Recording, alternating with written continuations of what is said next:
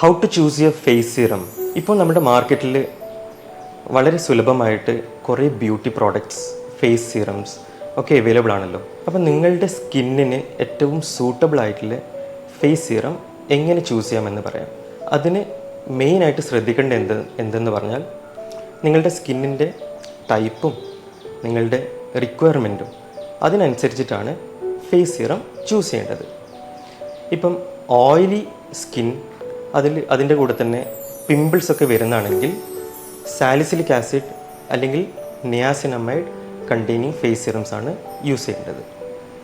അതുപോലെ അത്ര ഓയിലിനെസ് ഇല്ല, പക്ഷേ പിമ്പിൾസ് ഉണ്ട്, പിമ്പിൾസിൻ്റെ ഡാർക്ക് സ്പോട്ട്സ് ഒക്കെ ആണെങ്കിൽ എസിലൈക് ആസിഡ് അതാണ് ചൂസ് ചെയ്യേണ്ടത്.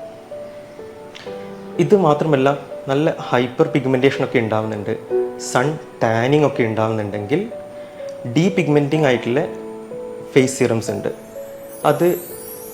അതായത് kojic acid, alpha arbutin, glycolic acid ഇതൊക്കെ കണ്ടെയ്നിങ് ആയിട്ടുള്ള ഫേസ് സിറംസ് ആണ് യൂസ് ചെയ്യേണ്ടത്.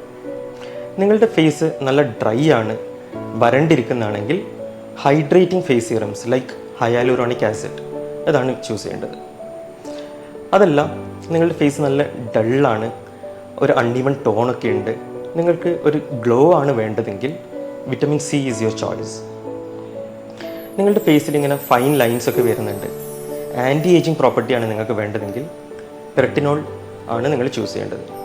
റെറ്റിനോൾ ചൂസ് ചെയ്യുമ്പോൾ നിങ്ങൾ ശ്രദ്ധിക്കേണ്ടതെന്ന് പറഞ്ഞാൽ അത് ഒരു ഫോട്ടോ സെൻസിറ്റൈസിങ് എഫക്റ്റ് ഉണ്ട് അതിന്.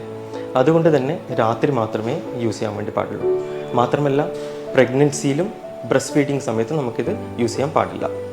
ഏതൊരു ഫേസ് സിറം യൂസ് ചെയ്യുന്നതാണെങ്കിലും നിങ്ങൾ സൺ പ്രൊട്ടക്ഷൻ അല്ലെങ്കിൽ സൺസ്ക്രീൻ മസ്റ്റായിട്ടും യൂസ് ചെയ്യേണ്ടതാണ്. Thank you.